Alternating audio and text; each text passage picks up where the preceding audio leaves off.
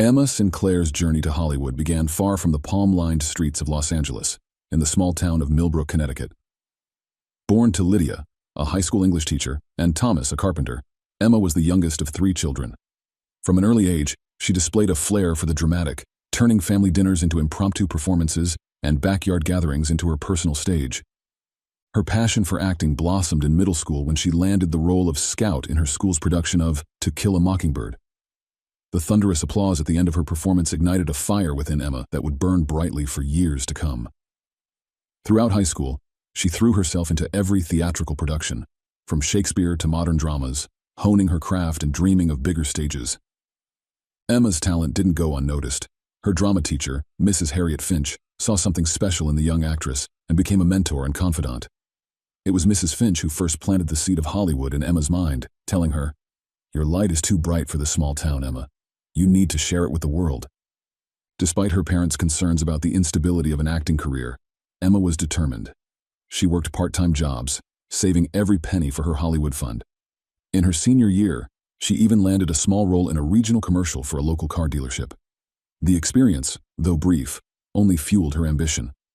Emma's decision to move to Hollywood came as no surprise to those who knew her well. On the night of her high school graduation, as her classmates celebrated at parties across town, Emma sat with her family on their worn living room couch, laying out her plans. Her father's brow furrowed with worry, while her mother's eyes shone with a mix of pride and fear. In the weeks that followed, Emma prepared for her journey. She pored over acting books, watched countless interviews with Hollywood stars, and practiced her acceptance speech for the Academy Awards in the bathroom mirror. Her older sister, Zoe, helped her create a sleek acting reel, while her brother, Nate, gave her a can of pepper spray just in case. As Emma boarded the plane to Los Angeles, her family watched with a mixture of hope and trepidation. None of them could have foreseen the tragic turn her Hollywood dream would take, or the darkness that awaited her in the City of Angels. Damian Blackwood was a name that once carried weight in Hollywood circles. In the late 1990s and early 2000s, he had been hailed as a visionary director, known for his gritty, realistic portrayals of urban life and his ability to coax raw, powerful performances from his actors. His breakout film, Concrete Dreams, had earned him critical acclaim and a devoted following among cinephiles. But the fickle nature of Hollywood success had not been kind to Damian. A string of commercial failures and a reputation for being difficult to work with had seen his star fade over the years. By 2022, he was relegated to directing low-budget independent films and the occasional television episode, a far cry from the A-list projects he once commanded. At 50, Damian cut a striking figure. His salt-and-pepper hair and piercing eyes gave him an air of distinguished authority, while the lines etched around his mouth hinted at years of stress and disappointment. He still dressed the part of a Hollywood player, favoring tailored suits and designer sunglasses, as if clinging to the image of the successful director he once was. Damian's personal life had suffered along with his career. His marriage to Vanessa, once the toast of Hollywood parties, had devolved into a cold, distant arrangement. They lived separate lives under the same roof, bound together by habit and the fear of public scandal more than any genuine affection. It was in this state of professional frustration and personal dissatisfaction that Damian first encountered Emma Sinclair. The chance meeting occurred at an industry mixer hosted by a minor production company. Damian had attended out of obligation, hoping to network and perhaps secure his next directing gig. He was nursing a glass of scotch at the bar, observing the room with a jaded eye, when Emma approached. "Excuse me," she said, her voice tinged with nervousness and excitement. "Are you Damian Blackwood? I loved your film Concrete Dreams. It's what made me want to become an actress." Damian turned, prepared to offer a polite but dismissive response, but found himself struck by Emma's youthful beauty and earnest enthusiasm. For a moment, he saw in her eyes the reflection of his own long-lost passion for filmmaking. Their conversation flowed easily, with Emma hanging on Damian's every word as he regaled her with stories from his glory days.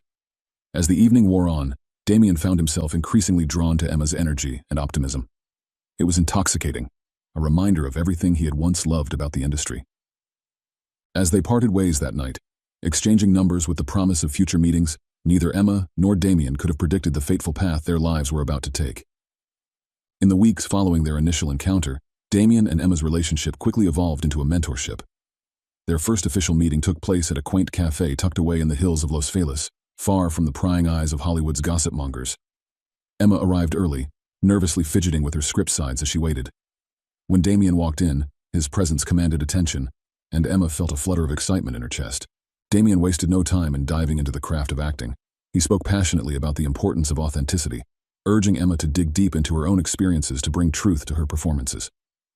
"Let's start with a simple exercise," he said, leaning forward intently. "I want you to tell me about a moment when you felt truly heartbroken. But don't just tell me. Make me feel it." Emma hesitated for a moment before launching into a story about her first serious boyfriend in high school and their painful breakup. As she spoke, Damien interrupted her, guiding her to access the raw emotions beneath the surface. By the end of the exercise, Emma was in tears, and Damien nodded approvingly. "That's it," he said softly. "That's the vulnerability you need to bring to every role." Their sessions continued, with Damien generously offering his time and expertise.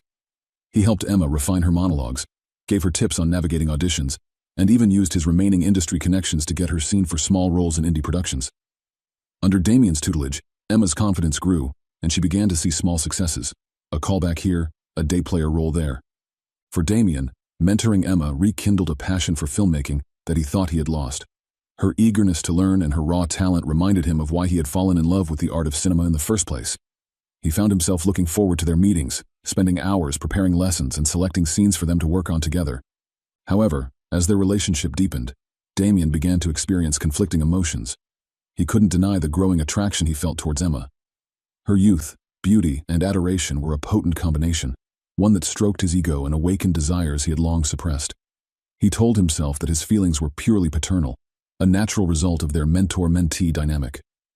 But late at night, when Vanessa slept in their separate bedroom, Damien found his thoughts drifting to Emma more and more frequently. For her part, Emma's admiration for Damien began to blur the lines between respect and infatuation. She hung on his every word, treasuring the moments when he would praise her progress or share a personal anecdote from his career. She began to imagine what it would be like to star in one of his films, to be directed by him, to be more than just his student. As summer turned to fall, the nature of their relationship began to shift. Their meetings, once focused solely on acting exercises and career advice, now included long conversations about life, art, and their dreams. The air between them crackled with unspoken tension, a mutual attraction that neither dared to acknowledge openly. It was during one such meeting, as they rehearsed an emotionally charged scene in Damien's home office, that the boundaries of their mentorship would be irrevocably crossed, setting in motion a chain of events that would lead to tragedy. The shift from mentor and mentee to lovers happened with an inevitability that would later haunt them both. It was a crisp October evening, and Emma had arrived at Damien's home office for their usual session. Vanessa was out of town, attending a charity event in New York, leaving the house feeling emptier and more intimate than usual. They had been working on a particularly intense scene from one of Damien's unproduced screenplays. The story centered around a forbidden love affair, and as they read through the lines, the air grew thick with tension. Emma, fully immersed in her character, delivered a passionate monologue about longing and desire. As she finished, she looked up to see Damien staring at her with an intensity that made her breath catch. "You're incredible," he whispered, his voice hoarse with emotion. The next moment, they were in each other's arms, years of pent-up desire and admiration exploding into a passionate embrace. Any thoughts of propriety or consequences were swept away in the flood of their mutual attraction. In the aftermath of that first encounter, both Emma and Damien were initially racked with guilt. Damien knew he had crossed an unforgivable line, betraying both his wife and his role as Emma's mentor. Emma, for her part, felt a mix of exhilaration and shame, worried that she had somehow manipulated or seduced Damien. But despite their misgivings, neither could bring themselves to end the affair. They began meeting in secret, stealing moments together whenever they could. Cheap motels on the outskirts of the city became their refuge, where they could pretend the outside world didn't exist. In these hidden spaces, Damien rediscovered a passion he thought he had lost, while Emma experienced a depth of emotion she had only ever acted out on stage. Their relationship, illicit though it was, seemed to fuel their creative energies. Damien began writing again, penning a screenplay that he claimed was inspired by Emma's vitality and talent.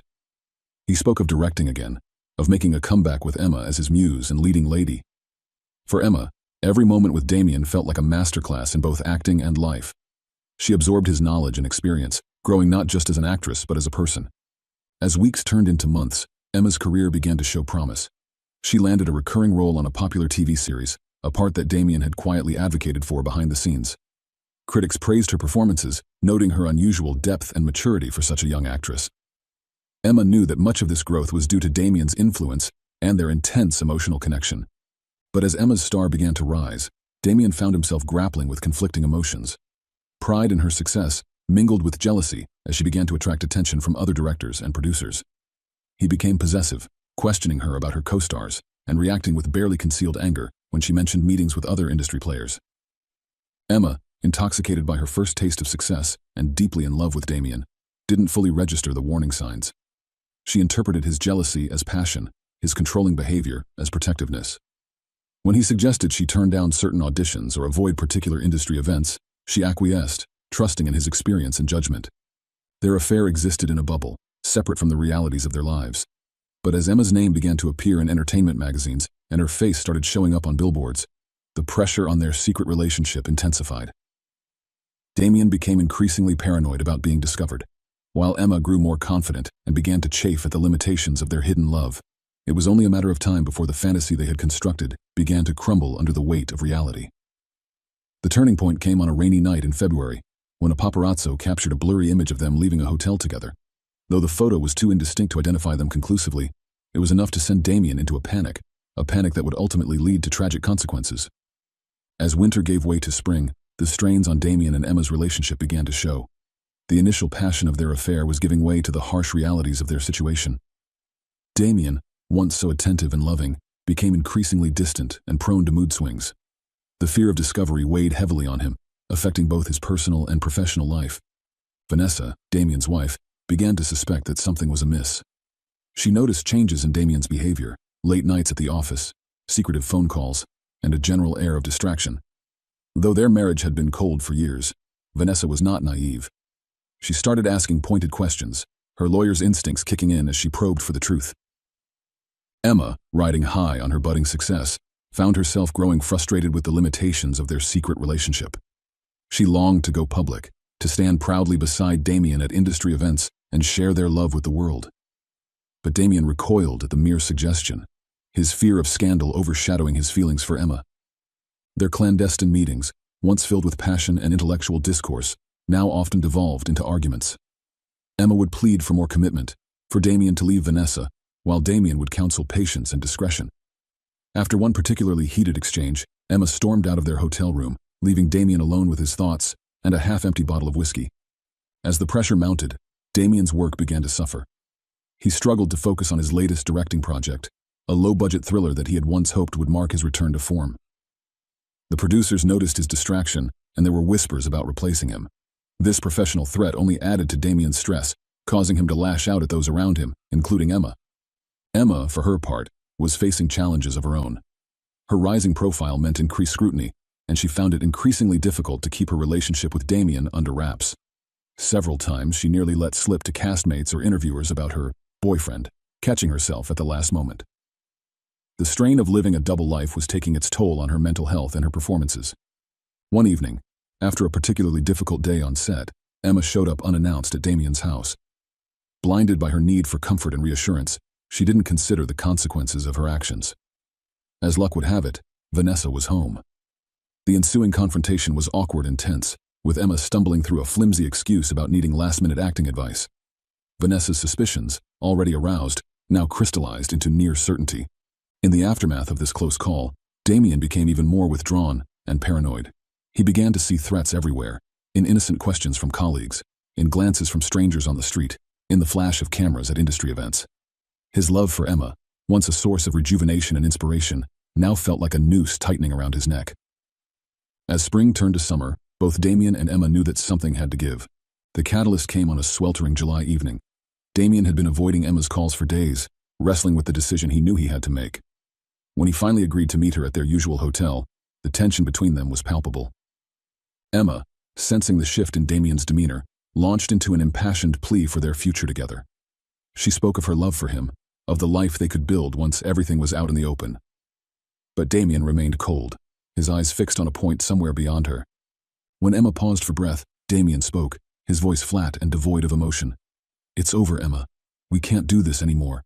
The risk is too great. I have my reputation to think about, my career." Emma stared at him in disbelief, her world crumbling around her. "But what about us? What about our love?" she asked, her voice trembling. Damien's response was cruel in its dismissiveness. "There is no us, Emma.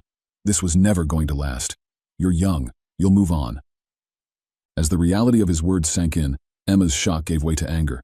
She lashed out, accusing Damien of using her, of being a coward. In her pain and fury, she uttered the words that would seal both their fates. "If you leave me, I'll tell everyone about us. I'll ruin you." Damien's face hardened, a cold fury replacing his previous indifference. "You wouldn't dare," he growled, taking a menacing step towards her. But Emma stood her ground, her chin raised in defiance.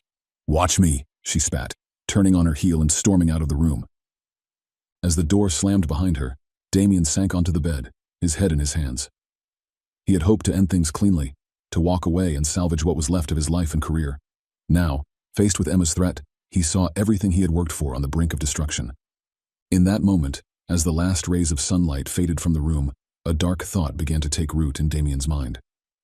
If Emma couldn't be reasoned with, if she truly intended to expose their affair, then more drastic measures might be necessary. The thought, once formed, grew like a cancer, consuming all other considerations. As Damien left the hotel room, his decision was made. Emma Sinclair had become a liability that needed to be eliminated, no matter the cost. In the days following their confrontation, Damien's mind raced with dark possibilities.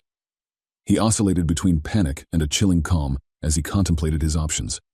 The threat of exposure loomed large, casting a shadow over every aspect of his life.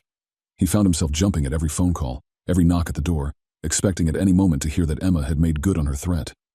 Driven by desperation, Damien began to research ways to silence Emma permanently.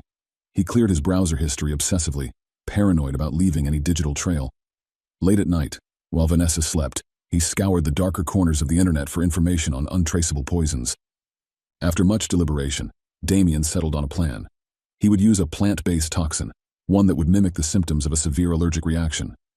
It was a poison he had once come across while researching for a thriller script years ago. A cruel irony that now his fictional plot would become a real-world nightmare. Obtaining the poison proved to be easier than Damien had anticipated, a fact that both relieved and terrified him. He found a supplier on the dark web who promised discretion and quick delivery. When the small, innocuous package arrived, Damien felt a chill run down his spine as he realized the finality of what he was about to do. With trembling hands, Damien prepared for the final act of their tragic story. He composed a carefully worded email to Emma, apologizing for his behavior and suggesting they meet for dinner to talk things through. He chose a small, out-of-the-way restaurant where he was friendly with the owner, ensuring they would have privacy. As the day of the dinner approached, Damien found himself in a state of eerie calm. He moved through his daily routines mechanically, all the while acutely aware of the vial of poison hidden in his study. He rehearsed his plan over and over in his mind, considering every detail, every possible complication. On the evening of the dinner, Damien dressed with care, selecting a suit that Emma had once complimented him on. He tucked the vial of poison into his pocket, its weight a constant reminder of what he was about to do. As he prepared to leave, Vanessa called out from her studio, asking where he was going. "Business dinner," he replied, the lie coming easily to his lips. Damien arrived at the restaurant early, securing a quiet table in the corner. He ordered a bottle of Emma's favorite wine, his hand steady as he slipped the colorless, odorless poison into her glass. As he waited for Emma to arrive, Damien found himself reflecting on the journey that had led him to this moment. How had their passionate affair devolved into this nightmare of betrayal and murder? When Emma walked in, Damien's breath caught in his throat. She looked beautiful, her face alight with hope at the prospect of reconciliation. For a brief moment, Damien considered abandoning his plan, confessing everything, and facing the consequences. But as Emma sat down and reached for her wine glass, Damien's resolve hardened. It was too late to turn back now. With a forced smile, Damien raised his own glass in a toast, sealing Emma's fate with a gentle clink of crystal. The dinner progressed with an undercurrent of tension beneath the forced pleasantries. Emma, initially guarded, began to relax as Damien apologized for his behavior and spoke of his struggle with their relationship. She sipped her wine, unaware of the lethal substance coursing through her system. As the main course arrived, Emma started to feel unwell. She attributed it to nerves and the emotional weight of their conversation. But as minutes ticked by, her discomfort intensified. Her breathing became labored, and a cold sweat broke out on her forehead. Damien watched with a mixture of horror and grim determination as Emma's condition deteriorated rapidly. She clutched at her throat, gasping for air, her eyes wide with panic and confusion. As she slumped forward, Damien called out for help, his actor's training allowing him to project convincing alarm and distress. The restaurant erupted into chaos. The owner called for an ambulance while a patron with medical training attempted to administer first aid. Damien stood back, playing the part of the shocked companion, all the while knowing that his efforts to help would be futile. By the time the paramedics arrived, Emma was unconscious. They worked feverishly to stabilize her, but the poison had done its work swiftly and efficiently. Emma Sinclair was pronounced dead en route to the hospital, her promising life cut tragically short at just 20 years old. In the immediate aftermath, Damien found himself in a daze. He answered questions from the police mechanically, sticking to his prepared story. They were colleagues having a business dinner. She suddenly fell ill. He had no idea what could have caused it. He expressed shock and sadness, his years of acting experience serving him well in this most crucial performance. As dawn broke, Damien returned home, exhausted and numb. Vanessa, awakened by his arrival, was shocked by the news. She held him as he feigned grief, unaware that she was comforting a murderer. Alone in his study later that morning, the full weight of what he had done crashed down upon Damien. He had taken a life, snuffed out the bright flame of Emma's potential in a moment of selfish panic. As he poured himself a large whiskey, hands shaking, Damien realized that while he might have silenced Emma, he would never be able to silence his own conscience. Little did he know, his carefully constructed alibi was already beginning to unravel. The death of Emma Sinclair sent shockwaves through Hollywood. Initial reports suggested a tragic case of anaphylaxis, but as details emerged, suspicions began to grow. Detective Lydia Reeves, a veteran of the LAPD's homicide division, was assigned to the case. Known for her sharp instincts and relentless pursuit of the truth, Reeves sensed that there was more to this story than a simple allergic reaction. The investigation started with a thorough examination of Emma's background. Friends and family painted a picture of a vibrant young woman on the cusp of a promising career. None could recall her having any severe allergies. This discrepancy was the first red flag for Detective Reeves. As the police delved deeper, they uncovered Emma's connection to Damien Blackwood. Initially, he was interviewed as a potential witness, his status as a former Hollywood director lending an air of credibility to his account of events. However, inconsistencies in his story began to emerge under Reeves's careful questioning. The breakthrough came when Emma's roommate, Zoe, came forward with crucial information. She revealed that Emma had confided in her about an affair with an older married man in the industry. Though Emma had never named Damien explicitly, Zoe's description of the man's age and profession aligned perfectly. Armed with this new lead, Detective Reeves began to scrutinize Damien's life more closely. Financial records revealed suspicious transactions, large cash withdrawals, and an unusual payment to an offshore account. Digital forensics uncovered deleted searches on Damien's computer related to untraceable poisons, despite his attempts to clear his browser history. As the evidence mounted, Damien's carefully constructed facade began to crumble. Vanessa, confronted with the possibility of her husband's infidelity and potential involvement in a murder, broke her silence. She provided investigators with information about Damien's erratic behavior in the weeks leading up to Emma's death, including late-night phone calls and unexplained absences. The final piece of the puzzle fell into place when the toxicology report came back. The poison in Emma's system was identified as a rare plant-based toxin, one that perfectly matched Damien's internet searches. With this damning evidence, Detective Reeves moved to make an arrest. Damien, realizing the net was closing in, attempted to flee. In a dramatic turn of events, he was apprehended at LAX, minutes away from boarding a flight to a non-extradition country.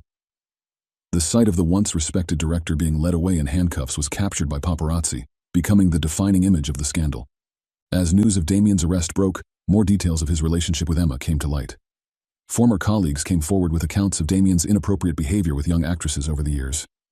Emma, it seemed, was not his first victim, merely the one who had paid the ultimate price. The industry reeled from the revelations. Production companies rushed to distance themselves from Damien, pulling his projects and erasing his name from credits. The scandal sparked a wider conversation about power dynamics and abuse in Hollywood, leading to calls for greater protections for young actors. Throughout the investigation, Detective Reeves remained focused on bringing justice for Emma. She worked tirelessly, piecing together the evidence that would ensure Damien faced the full consequences of his actions. In her final report, Reeves wrote, "The death of Emma Sinclair is a tragedy, born of one man's desperate attempt to preserve his reputation at the cost of a young life full of promise." As the case moved towards trial, the story of Emma Sinclair and Damien Blackwood became a cautionary tale, a dark reminder of the dangers that can lurk behind the glittering facade of Hollywood dreams. Prosecutor Amanda Chen presented a damning case against Damien. She methodically laid out the evidence, from the digital trail of his poison research to the financial transactions that linked him to the purchase of the toxin. Witness after witness took the stand, painting a picture of a man driven to desperate measures by fear and ego. Perhaps the most powerful testimony came from Emma's parents. Their raw grief and anger were palpable as they spoke of their daughter's dreams and the future that had been stolen from her. Emma's father, his voice breaking with emotion, addressed Damien directly. "You didn't just kill our daughter. You killed the movies she would have made, the lives she would have touched, the family she might have had." Damien's defense team attempted to portray him as a victim of circumstance, a man who had made a terrible mistake in a moment of panic. They highlighted his contributions to cinema and his previously unblemished record, but their arguments felt hollow in the face of the overwhelming evidence and the brutal nature of the crime. Judge Ramirez began by addressing Damien directly. "Mr. Blackwood, you stand before this court having been found guilty of a most heinous crime. The court cannot ignore the calculated nature of this crime, nor the devastating impact it has had on Emma Sinclair's family and the community at large. It is the decision of this court that you be sentenced to life in prison without the possibility of parole."